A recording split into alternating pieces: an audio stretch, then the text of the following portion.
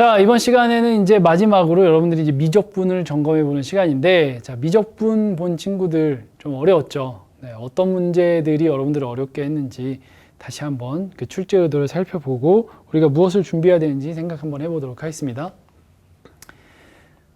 자, 일단은 연계문항은 세 문항이에요. 24, 25, 26인 걸로 봐서는 엄청 쉬운 거죠. 연계 문제 이렇게 돼 있는데 특이한 게 뭐가 있어요? 예가 있어, 예. 그냥 예제도 아니고 예. 예를 들어서 뭔가 나온 문제가 있는 거죠. 그래서 그것도 선생님이 한번 찾아봤습니다.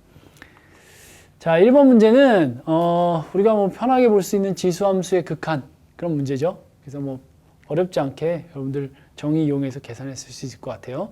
그걸 구할 수 있는가가 이제 문제였고, 이번 문제는 0에서 파이까지 x 코사인 2분의 파이 마이너스 x의 dx의 값은, 그래서 저게 이제 연계문항이거든요. 근데 약간 이제 선생님이 얘기했던 예에 해당되는 건데, 교재를 봤더니 이게 있어요. 이게 부분적분법 이용하는 건데 x sin x를 그 예에다가 부분적분법 예에다가 적어놨더라고요. 그래서 이게 답이 파이가 된다. 근데 이거 여러분들 보면 알겠지만 이게 뭐예요, 이게? 이게 sin x죠. 그러니까 사실상 출제위원들 입장에서는 답을 가르쳐 준 거예요. 이건 똑같은 문제 낸 거죠. 그래서 그런 느낌의 그 부분적분법이 나와서 돼 있는데, 아, 이렇게까지 얘를 해야 되나 이런 생각이, 이걸 연계문항이라고 해야 되나 라는 생각이 좀 들어서 조금 아쉬웠습니다. 자, 25번 문제는 이제 수열 AN에 대해서 극한값을 물어보는 건데, 뭐 이렇게 돼 있으면 AN이 수렴하는 거잖아요. 그렇죠? 뭘로 수렴하는 거죠? 뭐 보나마나 AN 10으로 수렴해야 가능하겠네. 그렇지? 그래서 AN 10으로 수렴한다고 딱 쓰고 시작하면 너무 또 쉽게 풀리는 그런 문제예요. 이것도 연계되어 있다고 하는데, 수열의 극한의 성질을 이용해서 극한값을 구할 수 있는가? 여기 이제 시그마 전체 수열의 합을 물어봤고, 여기는 일반항에 대해서 물어봤잖아요. 그러니까 여기는 얘가 0이 되는 거죠. 얘가 0으로 가는 거라서 AN이 2로 간다 이렇게 생각하면 되는 그런 문제예요. 여기서 2 집어넣으면 또 계산이 되죠. 여기 4분의 5가 답이 되겠네. 그치? 그래서 이런 연계 문제, 이거는 그냥 뭐 여러분들 꼭 연계문항 아니어도 기본으로 할 수 있는 거잖아요. 그렇죠? 그러니까 연계문항이 이제 쓸모없다 이 얘기를 지금 강조하려는 건 아니지만, 어쨌든 뭐 크게 내가 이 문제를 풀 때 좌우되는 문항은 아니었다. 그 다음에 이제 이것도 자주 나오는 형태잖아요. 그 중에서 뭐 그림과 같이 곡선이 하나 주어져 있고 둘러싸여져 있는 밑면이 이제 수직으로 잘랐을 때 정사각형이 되거나 정삼각형이 되거나 뭐 이런 문제잖아요. 그림 뭐 이렇게 그려주나 저렇게 그려주나 어쨌든 이 부분의 넓이를 쭉 정적분을 해라. 뭐 이 얘기 지금 하는 거잖아요. 그렇죠? 여기가 아니라 여기네. 그치? x인 지점에서. 그래서 요거 파이 fx 제곱이니까 뭐 파이 fx가 아니라 그냥 요거 x 제곱, y 제곱이지 y 제곱 적분하는 거지. 1에서 2까지. 따라서 계산하는 거 어렵지 않았다. 연계문항이 뭐가 있나 봤더니 이거 뭐 부피 이용하는 건데 뭐 모양이 거의 똑같아요. 이거는 뭐 저걸 그대로 갖다 붙여놨다고 생각해도 되고, 루트 3까지 적분하는 거고, 식도 2차식으로 줬다. 이것이 뭐 다 똑같이 주어져 있으니까 이것도 2차식분의 1차식이 돼 있고 저것도 2차식분의 1차식이 돼 있어서 치환적분법 이용하면 적분이 쉽게 해결이 되죠. 그래서 사실상 치환적분법을 물어보는 그런 문제로 이제 부피를 계산한다 라고 생각하시면 되겠어요. 참 어렵지 않죠. 요즘 부피 문제는 다 이런 식입니다. 도형도 있잖아요. 전부 다 정사각형밖에 안 주더라고. 조금 복잡한 도형 줘도 좋을 것 같은데 그것만 해도 일단 사이즈로 보고 이제 지레 겁먹는 학생들이 많아서, 얘가 지금 객관식 중에서 26번에 있으니까 뒤쪽에 있는 거잖아요. 그렇죠? 그 다음에 이제 도형 문제인데, 이건 이제 극한 문제인데 이게 몇 점짜리냐면 3점짜리죠. 그러니까 이제 극한 문제가 우리한테 굉장히 사이즈는 긴데 이제 여러분들이 구하기에 그렇게 어려운 문항이 아니라고 이제 출제위원들이 생각하는 것 같아요. 근데 이번 문항이 생각보다 쉽진 않았어요. 보통은 조금 쉽게 나오는데 생각보다 쉽지 않았죠. 그래서 이건 어떻게 우리가 구했냐면, 보통은 요 문제에서 요 넓이하고 요 넓이가 서로 같으니까 S1, S1 두 개 더해서 먼저 ES1이 첫째 항이다 이런 거 구한 다음에 그 다음에 뭐 해요? 그 다음에 이제 요게 4인데 요건 1이고 그럼 여기에 나오는 새로운 이 삼각형을 보는 게 아니라 이 사각형의 기본을 보고 요게 1대 4가 되는데 요 길이를 직접 구하면 되는 거죠. 이 길이가 결국 뭐예요?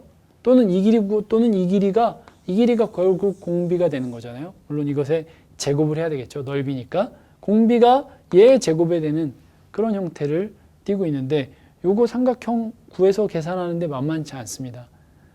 백악의 공식도 나오고요. 또는 뭐 푸는 사람에 따라서 덧셈 정리도 나오고 뭐 그런 형태의 문제예요. 그러니까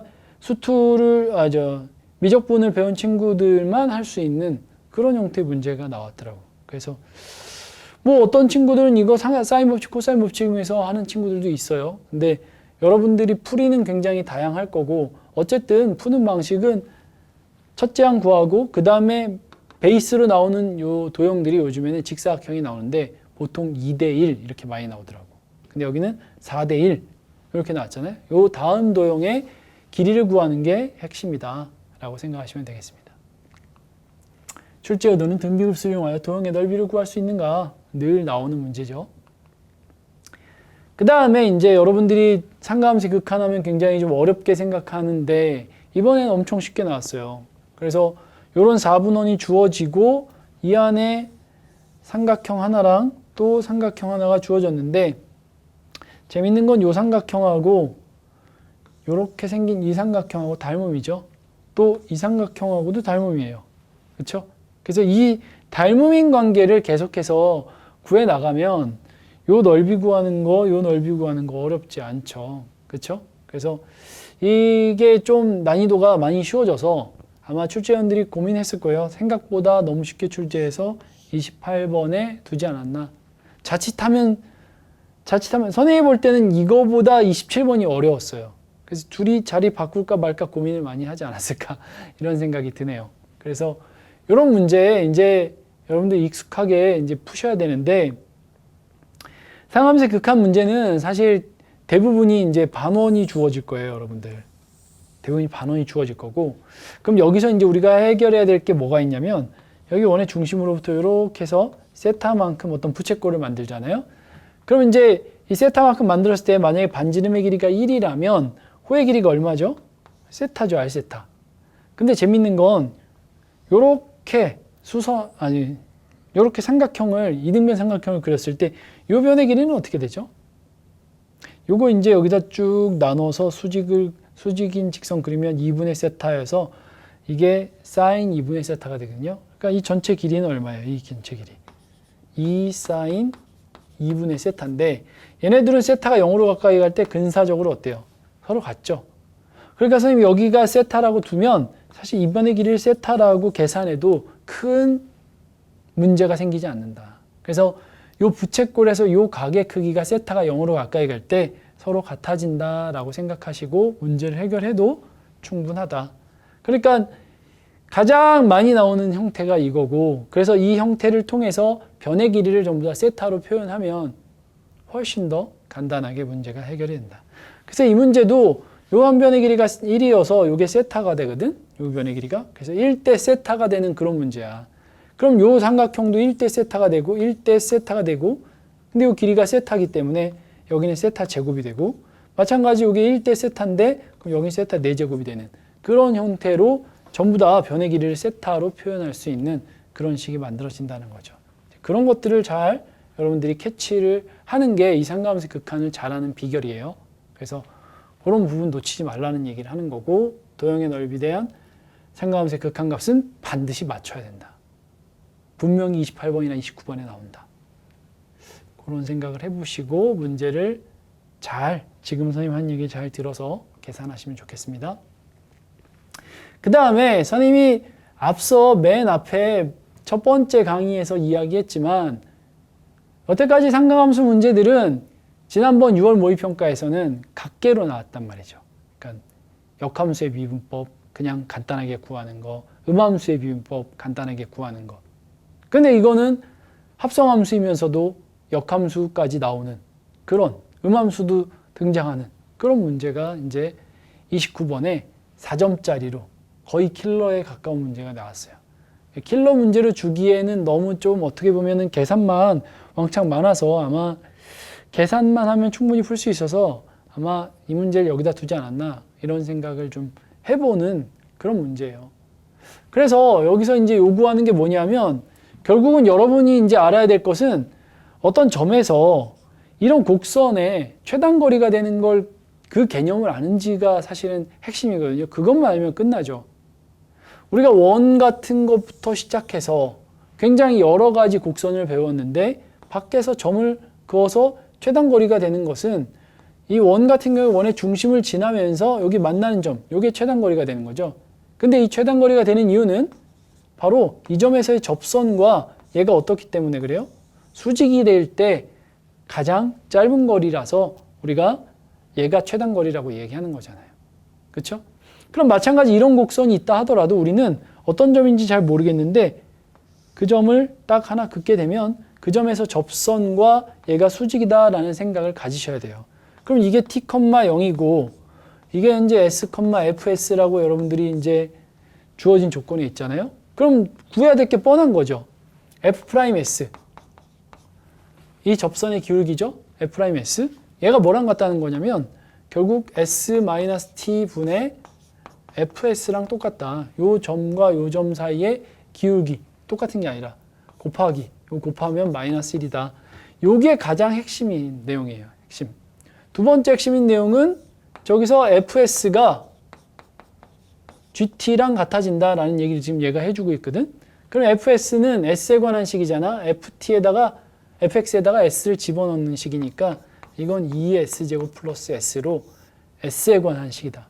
그러니까 t하고 s는 서로 사실상 음함수 관계다 이렇게 얘기해도 되죠. 음함수 표현으로 나타낼 수 있는 관계다. 음함수 관계가 아니라 관계가 있다. 얘가 독립변수면 얘가 종속변수가 될 수도 있고 얘가 독립변수면 얘가 종속변수가 될 수도 있는 그런 관계에 있다라는 게 이 문제의 핵심이에요. 마지막으로는 이제 여기서 H'1을 구하라고 하는 건데 이 H'은 역함수의 미분에 의하면 GT분의 1인데 이 GT는 1이 될 때 값을 우리가 여기다가 집어넣어서 역함수의 미분을 구하잖아요. 그러니까 이러한 세 가지씩만 딱 찾아내면 여기서 찾아낼 게 더 이상 없는 거죠. 주어진 조건들 중에서 우리가 실제로 찾아내야 될 건 얘밖에 없는 거예요. 얘밖에. 그리고 이것을 가지고 t에 관한 식으로 쓴 다음에 t에 관한 식으로 쓰면은 t-s니까 f'(s) 곱하기 fs 플러스 s t-s 그렇죠? 이렇게 되죠.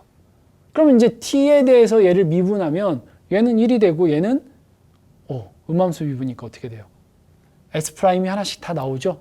그래서 그런 관계식을 통해서 우리가 최종적으로 이 값을 계산해내는 그런 문제를 우리가 풀어야 된다는 거죠.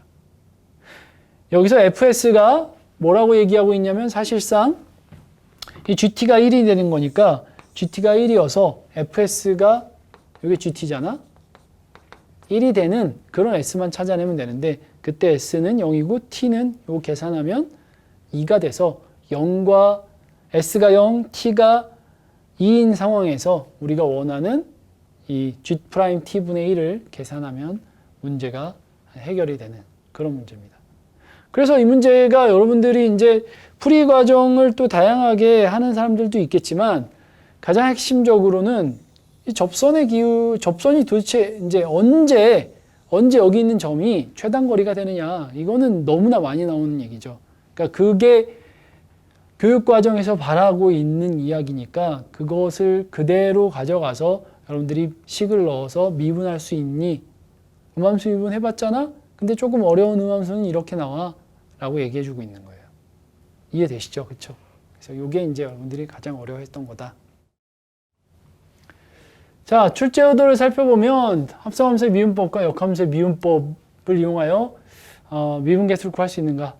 그렇죠? 뭐 계속해서 S하고 T가 계속 나오고 있는 그런 상황이니까 요게 이제 여러분한테 물어보고 싶었던 거다. 자, 마지막 문제입니다. 마지막 문제는 이제 4차 함수가 이제 4점짜리 등장하는 그런 문제죠. 구간 0,8에서 무한대까지 해서 그 gx가 0 이상인 그런 함수가 주어져 있고 이제 핵심은 뭐냐면 이제 이 4차 함수의 그래프가 어떻게 생겼는지가 이제 우리한테 관심이 있는 건데 일단 fx가 마이너스 3 이하에서는 모든 실수 x에 대해서 마이너스 3이 제일 작다 이렇게 얘기하고 있는 거죠. 그럼 마이너스 3이 제일 작으면 당연히 마이너스 3까지는 fx가 이런 식으로 나타나야 이게 마이너스 3일 때 제일 작은 거겠죠. 그렇죠? 물론 여기서 뭐 이렇게 될 수도 있어요. 그렇죠? 근데 그런 걸 고민하지 않아도 되는 이유는 그 다음 조건 때문에 굳이 고민하지 않아도 된다. x가 마이너스 3보다 클 때는 어떻게 돼 있냐면 모든 실수 x에 대해서 이렇게 돼 있대. 이제 이거를 풀어내는데 이제 학생들이 굉장히 어려워하더라고요. 이게 도대체 뭔 말인가. 듣도 보도 못한 식이 나와서 그런 건데 사실 이 훈련은 우리 굉장히 많이 했거든요. fx-f0. 요건 이제 어떤 함수냐면 어떤 fx가 만약에 이렇게 있다고 했을 때 이게 만약 x축과 이렇게 만나고 여기 이제 y축이 이렇게 있다고 해볼게요. 예를 들어서 그럼 fx-f0이라는 것은 이게 지금 현재 f0이잖아. 그러면 fx, f0을 빼면 어떻게 돼? 당연히 이거는 원점을 지나니까 별로 변화가 없어. 이게 f라면. 그치? 근데 만약에 x축이 여기 있다라고 생각해 보자. x축 여기 있는 경우는 색깔을 좀 바꿔볼까요? 색깔 바꿔서 x축이 여기 있다고 한번 생각해 봅시다.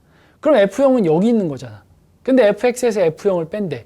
그러면 그래프가 어떻게 그려지냐면 이쪽으로 와서 이렇게 그려지는 그래프가 fx-f0이죠. 즉 다시 얘기하면 fx 원래 함수에서는 f0이 0이었잖아. 근데 이 함수는 여기다 0을 집어넣으면 0이 되는 거야. 0을 집어넣으면. 그래서 선생님 요걸 가지고 편의상 hx라고 생각하면 fx하고 hx는 어떤 차이가 있냐면 바로 h'x가 f'x랑 똑같고 h는 0일 때 0이고 f는 0일 때 0인 거야. f가 0일 때 0이 아니라 그치. 이 함수의 경우에는 이렇게 되는 거지. 그치. 뭐 근데 fx가 0일 때 어떤 k를 갖는다고 해야 되겠구나. k를 갖는다고 해야 되겠지.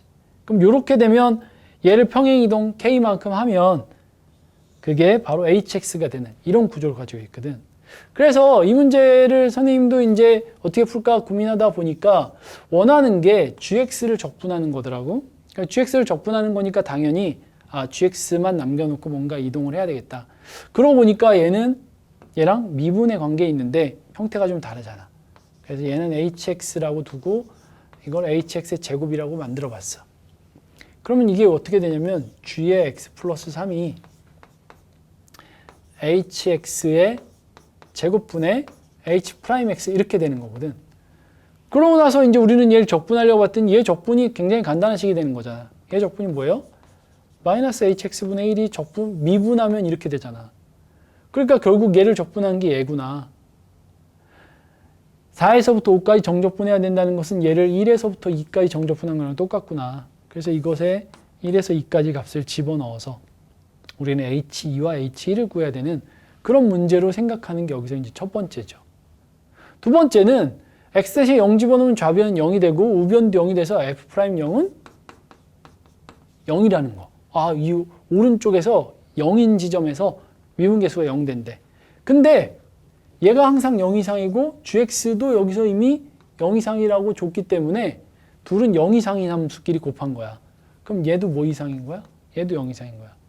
이 오른쪽으로 끝까지 올라가면서 올라가는데 중간에 0이라는 암초를 만나면 다시 미분계수가 0이 되고 다시 이렇게 올라가야 되는 그런 구조를 가지고 있단 말이야. 최고차의 계수가 지금 1인 4차 함수 fx라고 했으니까. 이게 뭐인 거야? 이게 hx인 거야. hx. 우리가 생각하는 hx도 이런 모양이다 이런 거지. 다만 h형은 0이니까 이제부터 hx는 이렇게 그려주고 여기가 x축을 지나면 이게 hx구나 라고 생각하고 여러분들 극소가 마이너스 3이면 이게 3대 1의 비를 가지니까 이게 마이너스 4겠구나. 그래서 hx가 쉽게 구해지는 거죠. x의 세제곱에 x 플러스 4로 hx가 이렇게 구해진다고. 그러면 이제 우리가 여기서 구하고자 하는 게 계산이 되는 거죠.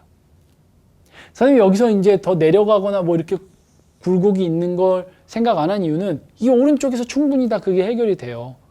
이 h''이 0이 0이라는 게 함수값도 0이고 그리고 미분계수가 0이라는 게 그리고 계속해서 증가해야 되는 그런 모양을 가는 4차 함수는 유일하게 이 모양밖에 없잖아. 그치? 그래서 4차 함수에서 가장 많이 나오는 그래프 개형을 가지고 식을 만든 거야. 그러니까 이 문제는 어떻게 만들었다고 보여지는 거냐면 선생님은 이거 그려놓고 식을 만든 거야. 억지로. 그렇게 보여지는 게 조금 더 합리적이지. 그래서 여러분들이 4차 함수의 그래프의 개형이나 3차 함수의 그래프의 개형이 그게 식으로 만들어질 때 어떻게 만들어지는 것지도 굉장히 중요한 그런 내용 중에 하나입니다. 여러분들 실제로 22번 문제, 이 미적분 문제는 아닌데 22번 문제에서는 어떤 형태가 나왔냐면 이런 형태였어요. 이런 형태. 계산을 거기서 자세하게 하진 않았지만 이게 만약에 이게 이제 y는 4고 이게 y는 8이야. fx야. 그럼 근데 여기서 만나는 점들이 이게 5고 이게 2가 되거든? 그럼 이것도 마찬가지 여러분들. 이걸 식으로 나타내는 거는 fx에서 4를 뺀 게 x-5의 제곱에 x-2 이렇게 식으로 구해지는 거. 그러니까 3차 함수 그래프든 그게 4차 함수 그래프든 그게 0이 되는 지점을 통해서 또는 접하는 지점을 통해서 그래프가 그려지고 식이 어떻게 만들어지는지 알아가는 이런 방식이 굉장히 수능에서 중요하다라는 얘기를 지금 선생님이 힘줘서 얘기하고 있는 겁니다. 이해가 되시죠? 그래서 이런 부분이 여러분들에게 30번 문제로서 제시되었다. 그래서 난이도가 어렵지 않았고 4차 함수를 사실은 얘기하는 거고 4차 함수 중에서 마지막으로 적분한 게 몫의 미분법의 반대인 적분, 몫으로 나타나는 적분 그걸 얘기하는 거죠. 그렇죠? 그래서 사실은 4차 함수 문제지. 여기까지는 완전 4차 함수 문제야. 4차 함수. 그래서 이런 부분을 여러분들이 편안하게 할 수 있지 않았을까. 그래서 미적분 문제가 그렇게 어렵지는 않았고 왜 6월하고 비슷했는지는 잘 이해는 안 되는데 아무튼 여러분들이 조금 낯설었다고 생각은 좀 들어요. 그래도 우리가 이제 기본적으로 계속 그래프를 그려온 입장에서 이런 문제 정도는 해결하고 하면 좋겠죠. 네. 30번 출제 의도는 여기 나온 것처럼 도함수를 이용하여 함수의 식을 구할 수 있고 치환적분을 이용하여 정적분의 값을 구할 수 있냐 이렇게 물어보는 거예요. 사실 치환적분 안에도 그 적분이 미분의 역연산을 우리가 연상을 시킬 수 있는 아주 쉬운 식이었기 때문에 여러분들이 항상 미분을 통해서 적분을 이해하는 식들은 좀 기억을 해주세요. 예를 들면 곱의 미분법이라든가 몫의 미분법 같은 거는 쉽게 해결할 수 있는 거잖아. 그래서 그런 것들은 잘 익혀두시면 적분하는 데 큰 도움이 됩니다. 자, 여기까지 여러분들은 이제 미적분까지 연계 분석을 마쳤으니까 여러분들이 이제 수능을 보기에 충분한 준비가 저는 되었다고 생각이 들고 여러분들이 수능시험 보기 전까지 선생님이 강조하고 중요하다고 얘기했던 거 잘 정리해 가면서 남은 시간 보내셨으면 좋겠습니다. 그러실 수 있죠? 자, 그러면 수능에서 좋은 점수 맞기를 기대하면서 선생님은 여기서 마치도록 하겠습니다. 자, 수고 많으셨습니다.